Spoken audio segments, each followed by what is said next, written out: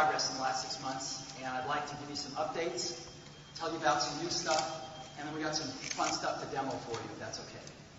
So let's start off. We started thinking different about 6 months ago. And the first sign of that people could buy, we announced on November 10th, which was a very different chip, a very different store, and a very different factory. And I'd like to give you some updates on those things now. It was 51 days before the end of the quarter on November 10th when we announced it. It's 57 days ago today.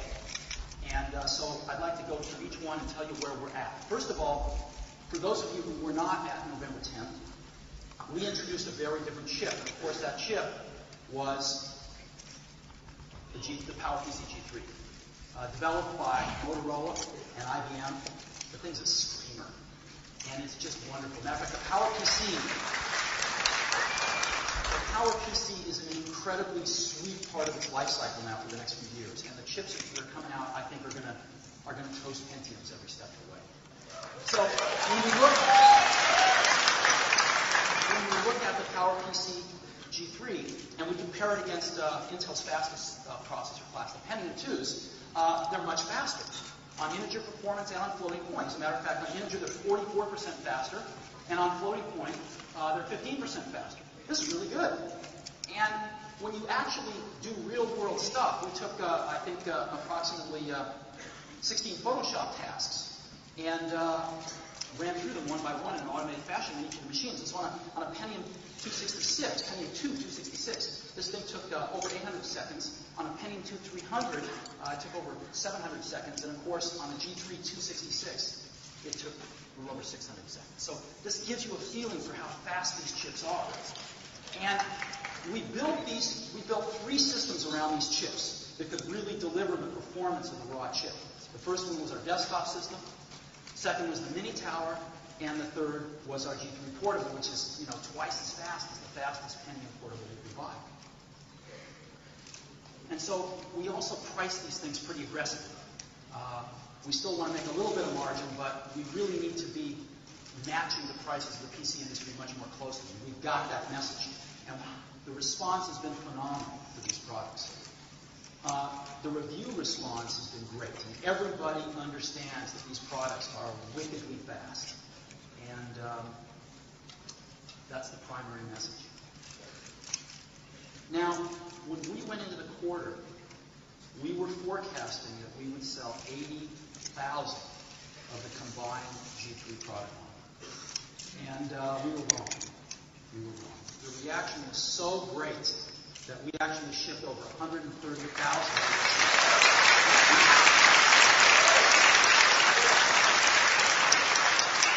Now, what's really also great is that we did it in a matter of 51 days in the quarter. And that was due to a lot of work by the engineering teams to make this a rock-solid product that was incredibly easy to build, and by the operations team that worked very long hours to build these products, did a fantastic job, and to the sales teams. And everybody at Apple worked really hard to make this possible, including a lot of our partners outside Apple. Now, what's really neat is if you annualize this, that's a rate of 1 million computers a year. 1 million G3s a year in our first 60 days. And that means that although it wasn't a third of our unit shipments in the last quarter, because we only shipped them for 51 days, at this rate, they've already climbed to over a third of our unit shipments in terms of an annualized rate. And I think you're going to see that continue to climb this coming quarter. So we could not be happier. I'm told that there were some problems with new product introductions from Apple in the past. And having been through a lot of new product intros myself, I can tell you that I have not seen any that have been any smoother. This went really, really well. Which brings us to a very different story. We distribute our products in a lot of ways. We're a large company. We North America. And this type of a system is paralleled in Asia and in Europe. Now, we have been doing a very significant tune-up to this distribution channel. We went out and shopped all of the channels, and we found that in some, they were great. and in many, the buying experience could be worse. It was worse than your worst nightmare. And so we went out to a lot of these folks and said, we've got to clean up the buying experience here. And we had some partners say, this is awesome. We had some partners say, well, we have other things to do. And so we've really focused on our channel. And I want to tell you, I'll give you two updates here. The first is CompUSA. CompUSA said, we want to be partners with you guys. We were with Apple in the beginning, and we know you guys are coming back. So we put together a program with CompUSA to put an Apple store within a store in each of their 140, 150 locations in the U.S. And rather than waiting a year to plan this out in the typical Apple fashion, so it'll be perfect, we said, let's just go. Everything's not going to be perfect at day one. Let's build these stores. Let's get them done as fast as we can. Everybody won't be trained on day one. We have a very significant training program going on right now. Let's go. And we built 57 of these stores already, and the rest are going to be built by February. And let me give you a tour of one right now. We've got QuickTime PR over here. We can switch over to that. And let me drive here. So here we are. Here's the parking lot, as you can see. So we can swing around to the parking lot, and let's just go on in there. Go right on in there. Boom. And here's the inside of the store. There's the Apple store within a store in the corner, as you can see. Let me just turn around and take a look.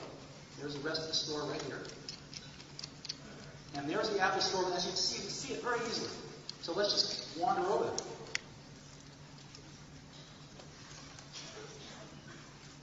And let's go on in. And there's the Apple store within a store in CompUSA. Right here. And as you can see, there's some software right here. Of course, the brand advertising. We can walk on in. And here we are, and there's all these kiosks around the store. This one's for design and publishing. There's for education, etc. And again, here's when we just come in here from the store right here. There's the backs of the banners, as you can see. Here's some accessories here. You know, scanners, printers, all sorts of things like that. And every single system we make is displayed here. And you can see, as you can see up above, see all these boxes up there, all the Apple boxes, and you can see this wall of software right here. So let's go back and see the systems right now. Here's all the portables that we make. And you swing around, you can see here's the CPUs. And here's that wall of software. It's terrific, actually. Let's go ahead and just walk a little closer. You can see System 8, a bunch of other software here, a bunch of boxes up there. Again, all of the branding. And that gives you an idea for the store.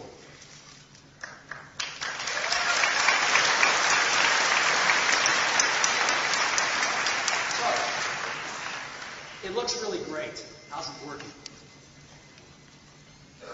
In October, before any of these stores went live, our sales of CPUs, the ratio of Mac CPU sales to the total CompUSA CPU sales was 3%. We were 3% of their CPU sales. We got 57 stores installed. In those 57 stores, in the month of December, we were 14% of their CPU sales.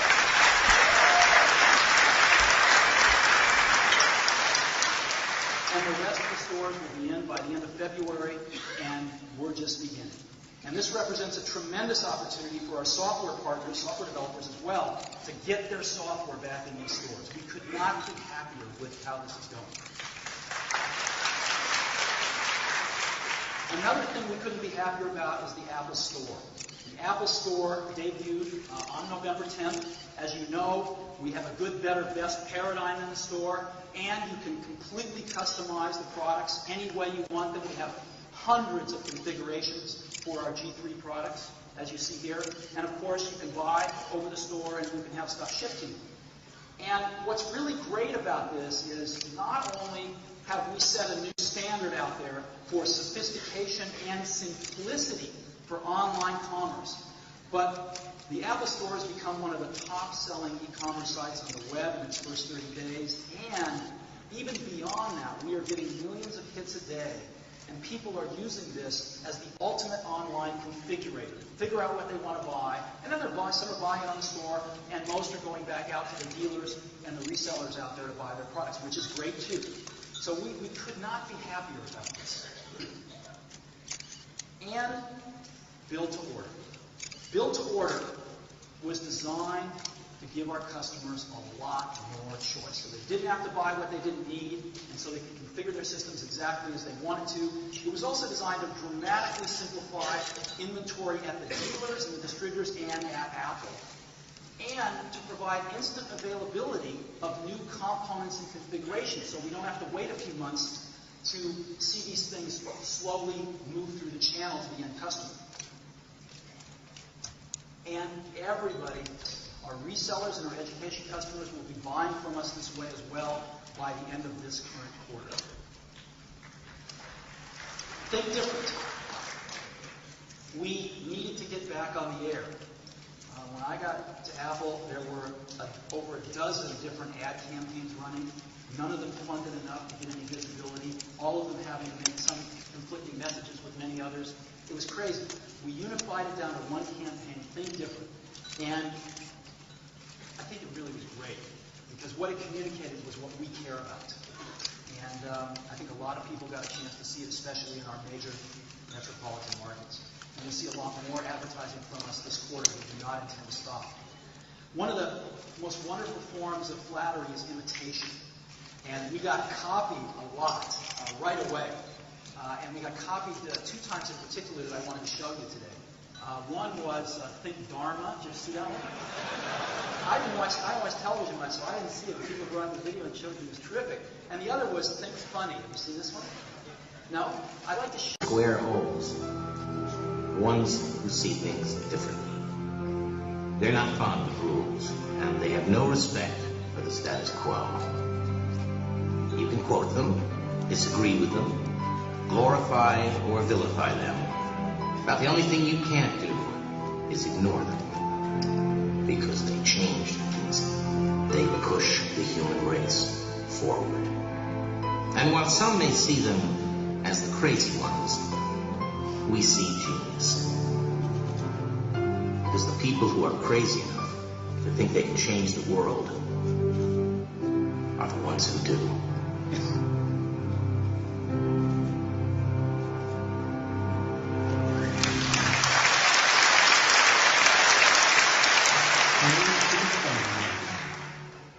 The misfit, the beauty, the long legs and the short dress. You can quote her, disagree with her, but most of all, you'll love her. And while some people may see her as silly, we see genius. Because the people who think they're funny enough to change television are the ones who do.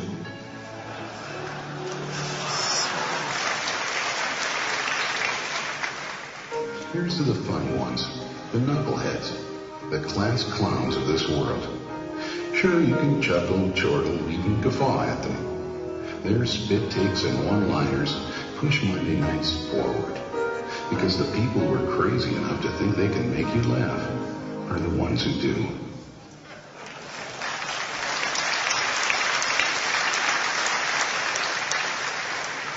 So in 51 days, we've made it into the popular culture. I'd also like to thank our ad agency, Chiat for helping us capture the spirit of Apple.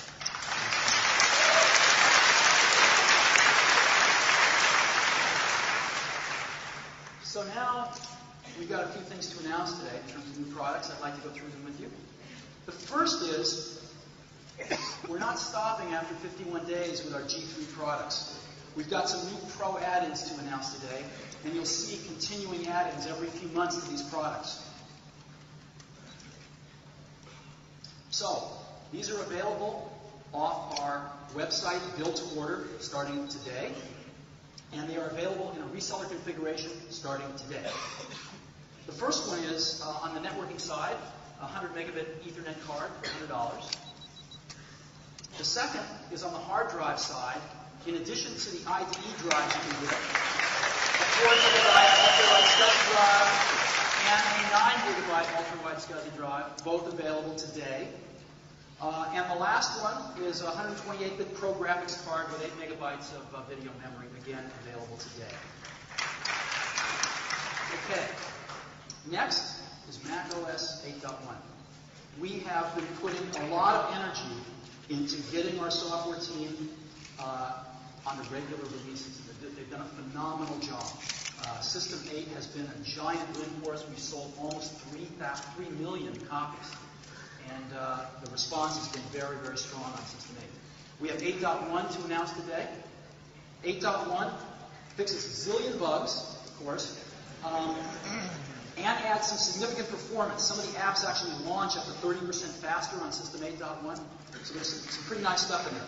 Secondly, an enhancement to our HFS file system called HFS Plus, which basically is designed to be optimized for much larger disk drives. It actually gives you a lot of disk space back in the files you have currently stored under HFS when you store them with HFS Plus, and it's much higher performance on large disk drives.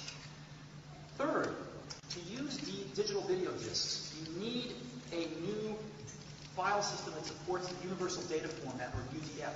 No operating systems have this built in at this time, and macOS 8.1 is the first in the world to have it built in.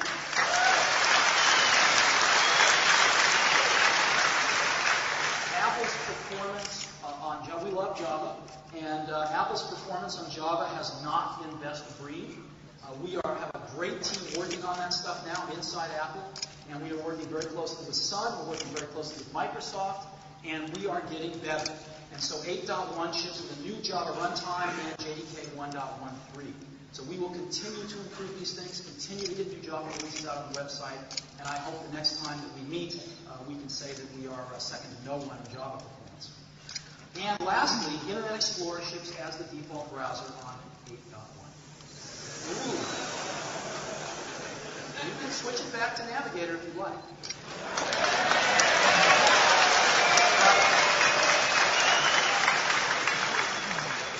But many people happen to prefer Explorer, and we think it's a very good browser. 8.1 is free for all macOS 8 owners. Official release date is in February. We'll have it on new systems in February, but there are rumors that it might even be on the website before then. So 8.1. The team has done a fantastic job. Thank you.